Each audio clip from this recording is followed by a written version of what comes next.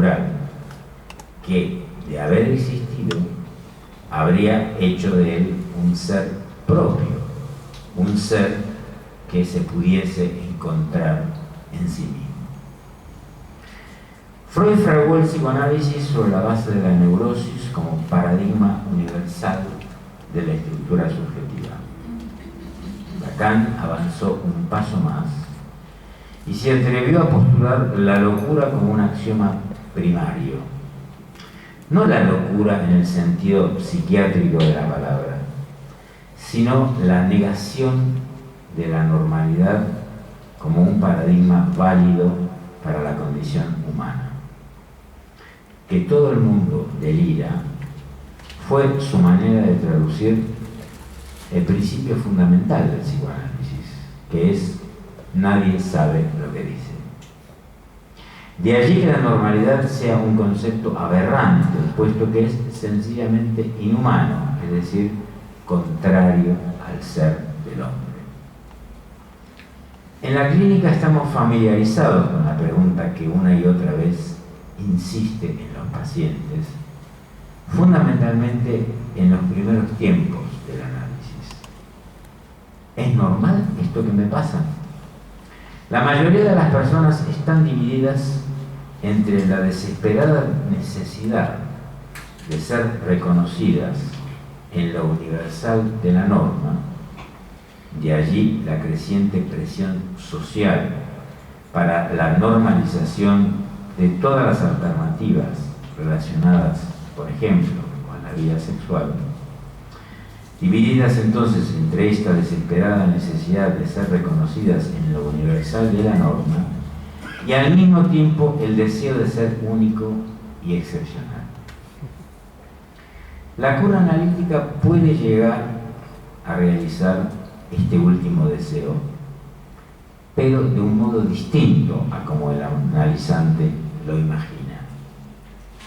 Porque la exclusividad, la excepcionalidad a la que el ser hablante aspira, es siempre aquella que se reclama como alimento narcisista. En cambio, la cura analítica conduce invariablemente a otra forma de excepcionalidad que se sustenta en una diferencia absoluta. Mírate, tú también eres eso en lo que no solo no te has reconocido, sino de lo que nada has querido saber. Pero no temas, no solo no es tan malo como parece, sino que incluso es probable que sea lo que más te pertenece. No malgastes tu tiempo buscándote en el espejo de los otros y prepárate para darle un mejor uso a tu inconsciente. Si por el contrario, lo que verdaderamente deseas es ser normal, entonces, amigo mío, has venido al lugar equivocado. Muchas gracias.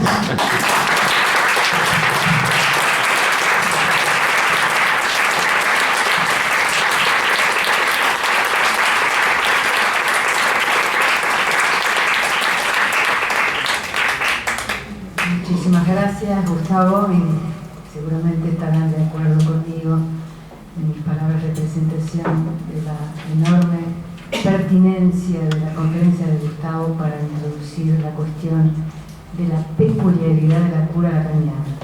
Eso de definir la cura lacaniana como un diálogo entre el sujeto y el síntoma me parece una de sus mayores originalidades. Entonces, les doy la palabra para iniciar un debate.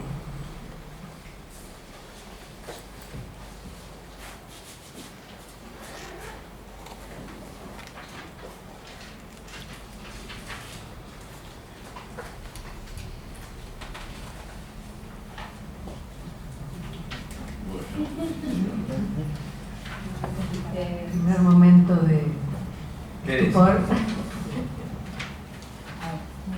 Bueno, se me ocurre que de lo que sí que se puede decir o dar el mensaje que el psicoanálisis cura es de, en cierto modo, sí que es cura de un sufrimiento, porque no se trata de una cura terapéutica, sino de que esta posibilidad de encuentro con lo más excepcional que uno tiene y lo más rechazable, digamos, en un principio, sí que tiene unas consecuencias en el sujeto que supuestamente le va a llevar a una posición de menos sufrimiento en la vida. Entonces, en ese sentido sí que se puede hablar de una cierta actividad en este sentido, ¿no? Sí, creo haberlo detectado en varios momentos, efectivamente, la importancia de lo terapéutico en el psicoanálisis. Es decir, el psicoanálisis tiene que producir beneficios terapéuticos y en ocasiones produce beneficios terapéuticos verdaderamente muy importantes, o depende de los casos, por supuesto, y a veces, bueno, no se puede conseguir todos los objetivos, pero un análisis, lo he dicho, no basta con que se obtengan beneficios, una experiencia terapéutica no se define como psicoanalítica solamente por sus beneficios terapéuticos, pero sin ellos tampoco hay análisis. Es decir, que el análisis, esto tiene que quedar muy claro. Lo que pasa es que los beneficios terapéuticos que el psicoanálisis procura obtener se realizan a través de un rodeo que en eso consiste, evidentemente, en la modalidad peculiar de la cura analítica y especialmente de la cura lacaniana. Es decir, que se trata de una curación que a intentar devolverle o atenuar una parte importante del sufrimiento, pero sin borrar cierta singularidad del sujeto que evidentemente hará que esa aspiración a la felicidad tendrá que reconocerla, que evidentemente es un espejismo. Entonces me parece que ahí está la posición ética del psicoanálisis, es decir, que se propone evidentemente tratar de liberar al sujeto de una parte importante de algunos aspectos de su vida, de su sufrimiento, pero sin embarcarlo por el camino de una falsa representación, de una idea de armonía, de felicidad, de que todo será posible. Es decir, también parte de lo terapéutico consiste en reconciliarse con la idea de que la vida no se puede curar. La vida es una enfermedad con 100% de mortalidad.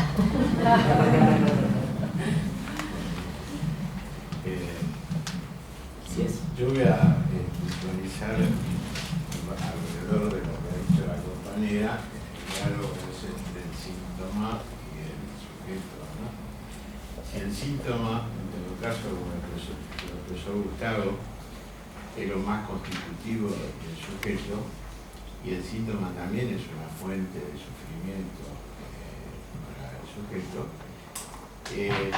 Me parece entender, algo así, que siempre en la práctica analítica, la persona que se va a analizar, un resto de aquello que es constitutivo de su ser, es decir, el propio síntoma, dejará una estela que aminorará, tendrá una buena negociación, decirlo de algún modo, con la realidad, para,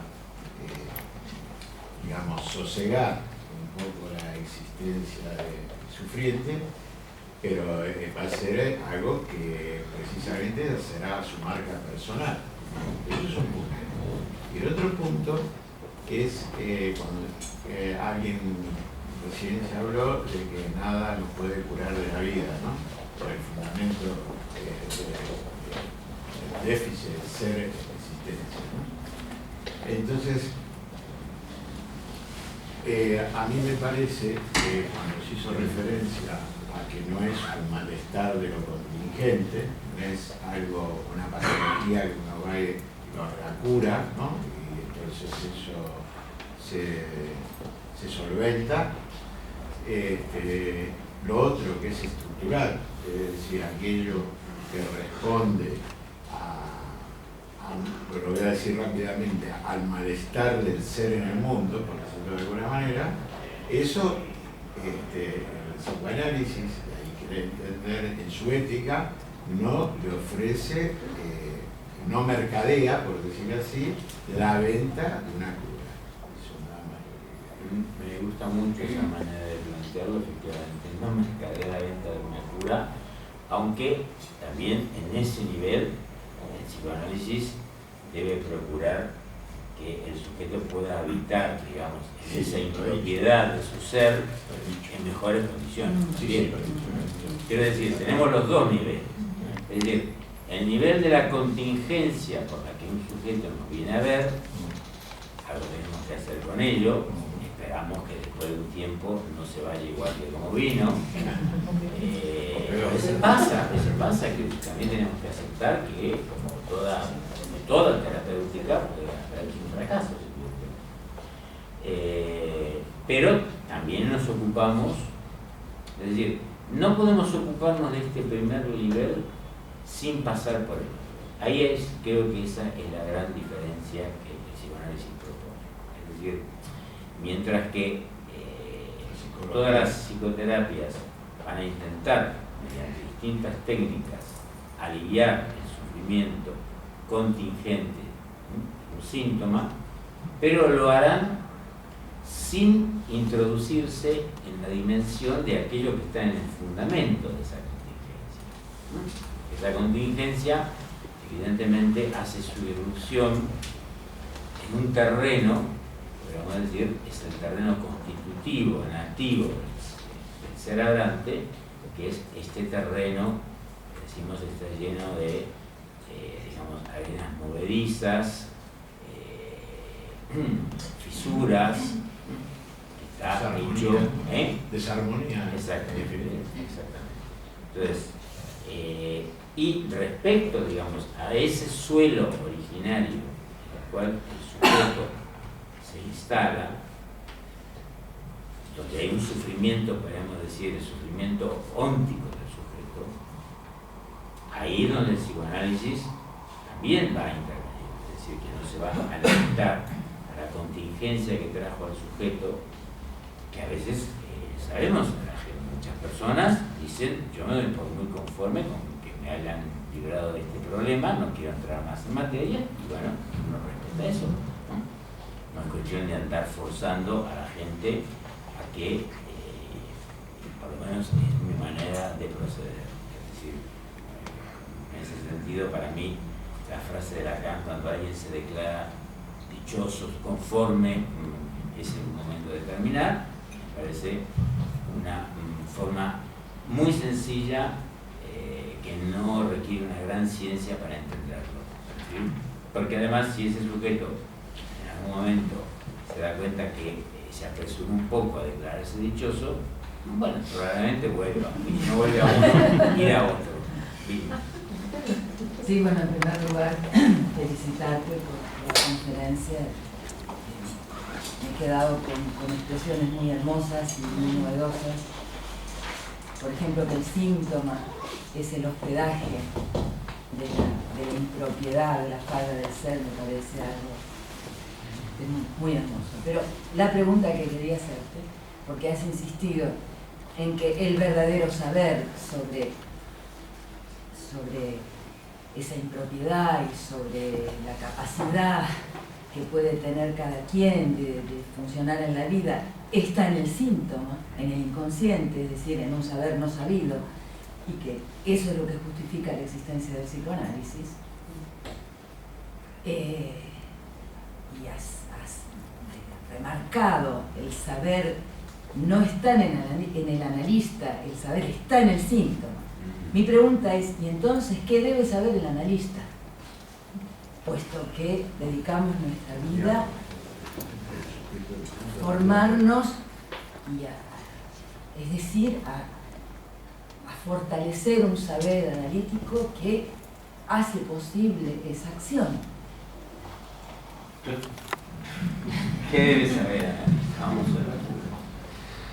Bueno, en primer lugar, yo creo que lo que el analista debe saber, o el saber al que debe arribar, es el saber que le permita no entrometerse en la producción de ese saber. Ahora, para llegar a ese saber, el saber cómo no entrometerse, tiene que hacer un largo recorrido. Un recorrido que sabemos fundamentalmente pasa por su propio análisis, porque todos tenemos una especie de tendencia natural.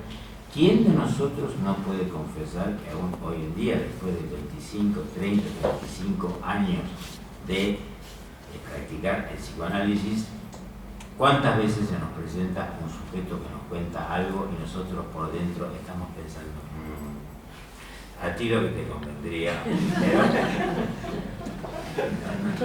no estamos, nada nos prohíbe pensar. Ahora, para que eso, ni siquiera como pensamiento, no digo, para que ese pensamiento no interfiera en esa elaboración de saber, hay que saber muchas cosas para llegar a ese punto. Yo decía, no se trata de que uno no pueda tener, por ejemplo, experimentar afectos, ¿no? Ganas de abrazar a su paciente o tirarlo por la ventana. Esto es cómo hacer para que uno no se, digamos, rija por esos afectos a la hora de dirigir una actividad. Entonces, ¿qué es lo que el analista debe saber? Tiene que saber muchísimas cosas, tiene que conocer la teoría, tiene que conocer la mecánica de la subjetividad, un montón de cosas. Pero, ¿a qué debe conducirlo todo eso que aprende, todo eso que obtiene en su análisis, en los controles, en el estudio de los textos? Tiene que, digamos, desembocar en el saber fundamental, que es el saber no interferir como sujeto del inconsciente, no interferir con su propio fantasma, con su propio goce, en eso que llamamos el diálogo, ¿no? Es decir, cómo poder efectivamente situarse como intérprete, en el sentido de mediador, ¿no? El síntoma dice una cosa, como cuando vemos en la tele que están, ¿no? Putin y Obama, ni Putin sabe inglés ni Obama sabe ruso, y hay una señora ahí, o un señor que va y traduce, y se supone, digamos, que está más o menos lo suficientemente preparado como para no distorsionar demasiado lo que uno le dice al otro. Hay una expresión muy bonita que me sugirió la respuesta de Gustavo, de un psicoanalista italiano que se llama Virginio Baglio. Él es una persona que ha tratado especialmente niños autistas, niños psicóticos, y él dice que un analista debe saber no saber. Es decir, que el analista, cuando escucha a su paciente, no está en posición de saber, aunque tenga que saber muchísimas cosas para llegar a estar en la posición de escuchar a su paciente. Pero en el momento que escucha a su paciente, y sobre todo si el paciente acaba de llegar a su consulta, en realidad no sabe nada. El que sabe es el paciente. Pero el paciente sabe sin saberlo, porque su saber es inconsciente. En todo caso, el analista tiene que tener la habilidad para que ese saber inconsciente que está del lado del analizante pueda ser producido en la experiencia misma de la palabra, para lo cual él tendrá que hacer sus pequeñas intervenciones, sus cortes, sus preguntas, sus interpretaciones, que no están escritas en ningún manual de psicoanálisis, ni están estandarizadas, sino que provienen de un kairos, es decir, de un encuentro azaroso entre la palabra del analizante y su propia escucha, que en un momento dado puede llegar a escupir la palabra correcta para que algo de ese saber inconsciente que posee el analizante pueda ser reconocido por el analizante precisamente, y de él pueda sacar sus consecuencias para su vida. Entonces, estoy de acuerdo que evidentemente el analista tiene que hacer su propio recorrido analítico para, en primer lugar, saber de su propio inconsciente y de aquello que podría traicionarlo en la función para la cual está prometido en el dispositivo. Sí. Escuchando la pregunta de Vilma y la preciosa intervención, es curioso, me ha parecido, como has entrocado también un poco, ha salido la palabra religión, ha habido un momento que me ha sugerido ese contacto con el síntoma, ¿no? La persona que entra en contacto con el síntoma a través del analista, un poco el contacto con la deidad, ¿no? O sea, con Dios. O sea, la verdad que me ha surgido un paralelismo en el cual el sacerdote es precisamente el que promueve ese contacto entre el hombre y la deidad, ¿no? Y que me sugería que es curioso que el papel del analista a veces puede ser simplemente el de eso, del sacerdote, ¿no? En el sentido antiguo que llegaba, preparaba el sacrificio y de alguna manera ponía en contacto a través de ciertos rituales, ¿no? Que a lo mejor son simplemente rituales, que puede ser una intervención de analista, a veces puede ser simplemente un ritual que te ponga en contacto con ese síntoma, ¿no? No tiene por qué tener realmente una consistencia, a veces es eso, es facilitar ese contacto entre tú y la deidad, que en este caso es el síntoma. Bueno, a ver, hay cuestiones muy complejas en tu intervención. Yo creo que me interesó citar muy rápidamente este texto, La ciencia y la verdad, porque creo que Lacan tuvo una verdadera osadía, un acto de coraje de hacer un artículo en donde no tuviera ningún reparo en establecer prácticamente al mismo nivel de rigurosidad y de seriedad 4 cosas tan distintas como la ciencia, la religión y el psicoanálisis, ¿no? Siguiendo por supuesto, la inspiración de su amigo Lévi-Strauss, que demostró que la magia no es solamente humo, ¿no? Es decir, que la magia tiene una consistencia, que tiene una materialidad, ¿no? Que la magia no opera así, digamos, no es pura ilusión, ¿no? Se necesitó un verdadero, digamos, un acto de coraje, porque efectivamente, si uno es riguroso con ese texto, tiene que admitir que al aproximarnos y analizar 4 prácticas como estas, Lacan no duda en considerar que efectivamente existen elementos de conexión. Es decir, que sería muy fácil decir para nosotros el psicoanálisis no tiene absolutamente nada que ver con la religión. Si no tuviera nada que ver con la religión, no estaría el psicoanálisis y la religión en ese texto. O el psicoanálisis no tiene nada que ver con la magia. Si no tuviera nada que ver con la magia, ¿para qué se ocupa Lacan de escribir un artículo que le debe haber llevado bastante tiempo pensarlo? Es decir, que son praxis, 4 praxis fundamentales de la cultura humana, y que no es tan sencillo librarse de las interconexiones que pueden tener. Eso en primer lugar. Por supuesto que hay yo mismo he dicho que efectivamente la institución analítica tiene una tendencia a lo religioso que, por más recaudos que se tomen, es muy difícil de erradicar por completo. La prueba está en que el propio Lacan, cuando disuelve su escuela, la disuelve motivado fundamentalmente porque considera que los efectos religiosos que se han producido, él siente que ha fracasado en un modelo que se suponía iba a poder librarnos de eso.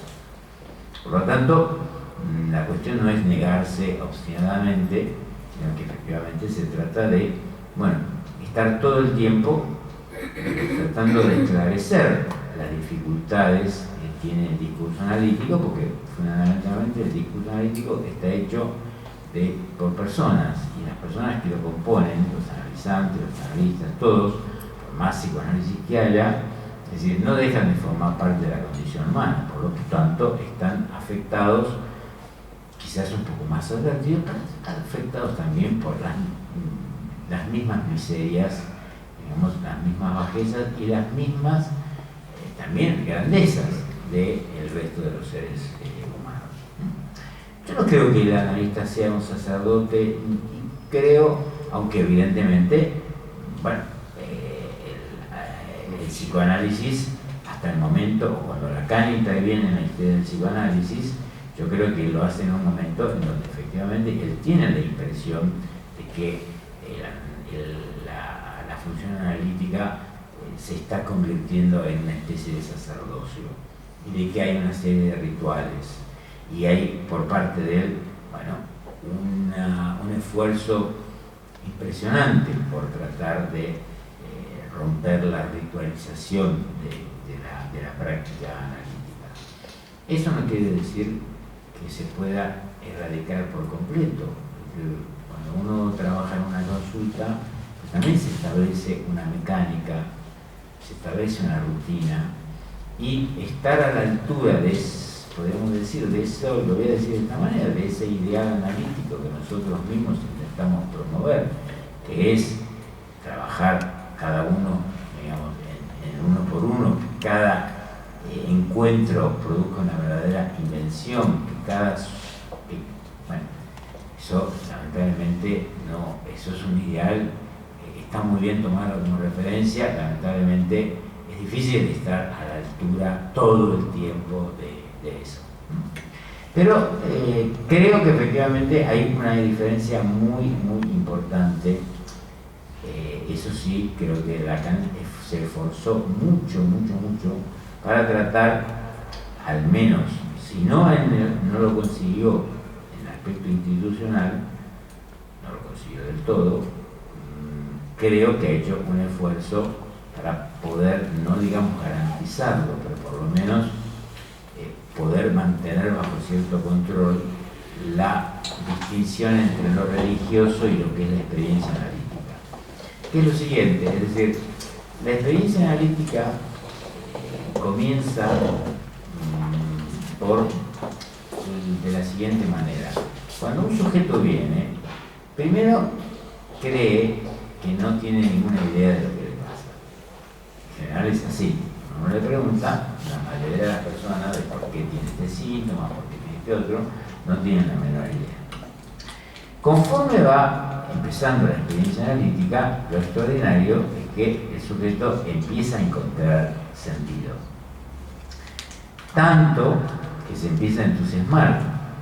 Y hay una etapa que también forma parte de la experiencia, donde todo cobra sentido. Es como que todo el mundo empieza a brillar, todo cobra sentido. Él mismo, sus síntomas, lo de sus padres, lo de sus amigos, todo eso. Y, digamos, esa es la etapa, efectivamente, en donde el psicoanálisis puede correr el riesgo de aproximarse a lo religioso, porque si lo religioso tiene el éxito irradicable en el mundo, porque la religión, todas ellas, tienen la propiedad de aportar sentido. Lo cual es una cosa muy importante, no debemos despreciar eso. Para mucha gente, el hecho de que en la religión puedan encontrar consuelo, puedan encontrar un sentido a sus desdichas, es una cosa que tiene también su valor, no tenemos que despreciar eso. La experiencia analítica, por lo menos la experiencia analítica lacaniana, tiene que llegar a un tercer momento.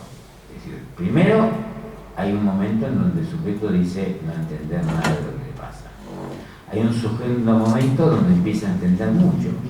Empieza a entender tanto que todo empieza a cobrar sentido, ¿no? Y es importante que eso se vaya reduciendo poco a poco, porque corremos el riesgo de que efectivamente, como el sentido es infinito, por lo tanto el sujeto puede quedar enganchado como el hámster a la ruedita, ¿no? A la máquina permanente de producir sentido. Tiene que haber un momento donde se entre en una tercera etapa, en donde digamos, si el sujeto es capaz de llegar a ese punto,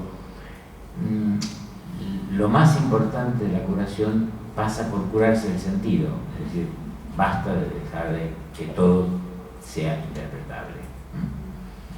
¿Podría? Bueno, por la misma pregunta que hizo el compañero sobre la cuestión de la religión, entonces es interesante ver que es muy difícil sustraerse en el sentido más laxo de la palabra de lo religioso. Tanto las religiones de tipo constituidas, digamos, de chamanes, sacerdotes, etcétera, hasta las religiones, entre comillas, de tipo laica, ¿no? En ese sentido, permití nombrar, no lo he leído todavía, he leído poco, hay un, este es un discurso que proviene de la antropología, hay un antropólogo israelí que escribió un texto que parece que convoca una curiosidad y también es bastante provocativo, en el sentido de que más o menos el título del libro lo desconozco, pero podríamos decir el largo camino del Homo sapiens. Es decir, más allá del psicoanálisis, el hecho tan singular que un animal sea un animal parlante. Por lo tanto, él dice, estamos hablando de la vertiente antropológica, que la capacidad más extraordinaria que tiene el sujeto y que lo marca, por supuesto que es el lenguaje, obviamente prima facie, pero la segunda es fantasear, crear, generar mundos. Entonces las realidades siempre parten de una construcción totalmente ficcional, de la ficción, según este hombre Hariri, se llama Jude Hariri. Entonces lo religioso, volviendo a la cuestión, como cualquier ideología, cualquier propuesta, no deja de ser un relato siempre que tiene una gran cuota ficcional y de acto de fe y de creencia, digamos, ¿no? De creencia. Aún las que pretenden ser muy científicas y muy rigurosas. Entonces a mí me parece interesante pensar que cuando al psicoanálisis se lo cuestiona como una práctica religiosa, no puede, para salvarlo en su propia singularidad, yo agregaría que no tiene ni más ni menos que ese pequeño sedimento del hecho de estar atrapado por el lenguaje y de la capacidad de generar un espacio de ficción que luego genera una práctica que va a convertir eso en una nueva realidad. Y es más o menos en apretada síntesis el recorrido que hace este hombre.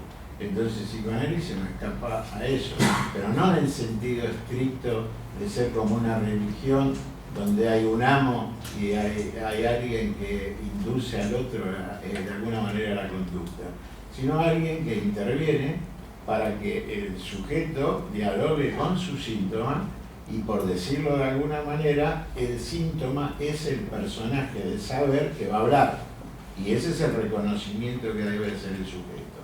De momento recuerdo unas palabras de Mazzotta para agregar un poco a vuestro discurso cuando decía, bueno, a este lo tiro por la ventana o que yo le doy un abrazo y yo no puedo hacer nada, ¿no?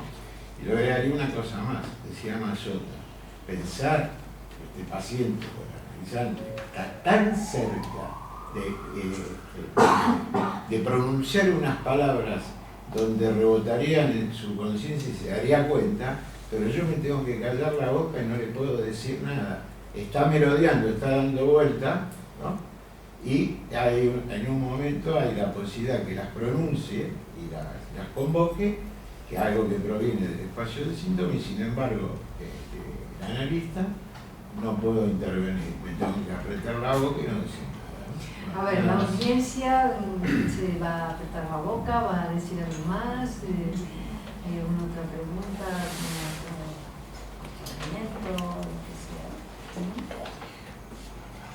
Yo incidiría en esto de la creencia, que une, que es lo común, la ciencia, la magia, la religión y el psicoanálisis, que dijo Gustavo, que es la creencia, como que esta creencia nos remite al poder del significante, en cuanto que se le convoca, La creencia es fundamental porque hay que creer en el síntoma para poder ponerlo en juego en la conversación. algo quiere decir algo. El Pero significado la está en algún transferencia sitio, ¿no? misma se define Entonces, de alguna manera, como la creencia en el síntoma. esto es lo que nos sostiene a todos, al analizante, al psicoanalista y a todos los que estamos aquí, porque convocamos que hay un saber en algún sitio y que hay algo que se puede traducir, que alguien... Por ejemplo, es muy difícil analizar una persona que no cree en los sueños. No cree en el sentido de que no cree que los sueños encierren algo, ¿no? En el sentido que son un puro producto, un residuo, digamos, fisiológico del dormir. A ver, realmente hay que hacer hay gente que empieza así y después va rectificando, pero es decir, cuando alguien se sitúa en una posición de descreencia radical respecto a eso, es muy difícil analizarlo.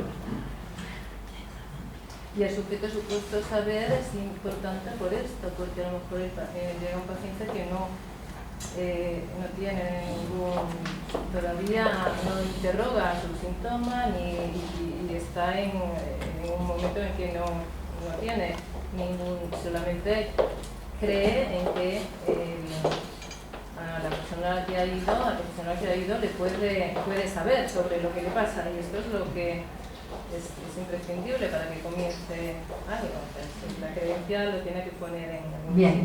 Pero no, yo quería agregar una pregunta sobre ese tema de la creencia. Es verdad, ¿no?, que el fundamento está en la creencia en todas estas dimensiones, pero en concreto en el psicoanálisis me parece que en todas estas otras dimensiones la creencia no está solo en el síntoma, en que el síntoma tiene un sentido, está en la palabra misma. Y que esto, esta es una dimensión difícilmente eliminable, religiosa, difícilmente eliminable de la propia experiencia analítica, en la medida que es una experiencia de palabra. Recuerdo que Nietzsche, el gran ateo, decía, no recuerdo dónde, no me acuerdo dónde, no sé si era más allá del más, no recuerdo, decía, mientras sigamos creyendo en la gramática, esa vieja hembra engañadora, seguiremos creyendo en Dios. Entonces, mi pregunta, Gustavo, sería ¿cómo pensar esta creencia en el lenguaje? ¿Cómo queda? Se va, me imagino, desgastando a lo largo de lo que es una experiencia analítica, pero ¿cómo queda después?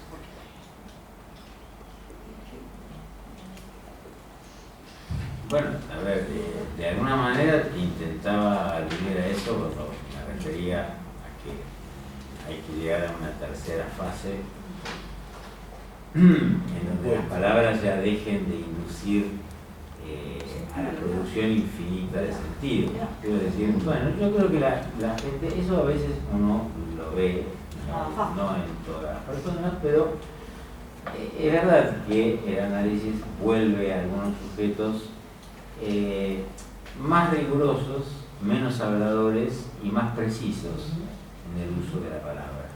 Sí, finalmente Lacan termina hablando del bien decir, ¿no?, como la manera a la cual se entendería en la experiencia analítica. Si bien decir su deseo, bien decir su goce, bien decir sus objetivos en la vida, etcétera, etcétera, ¿no? Ese bien decir no es una cuestión de elocuencia y de retórica, sino como cura para ese ser inapropiado, ¿no? En ese sentido estoy de acuerdo que para hacer una experiencia analítica hay que creer en el lenguaje, hay que creer en la palabra, no solo en el lenguaje como estructura, sino en la palabra dicha a otro. Y creo que concluir una experiencia analítica no tiene por qué conllevar una pérdida de la creencia.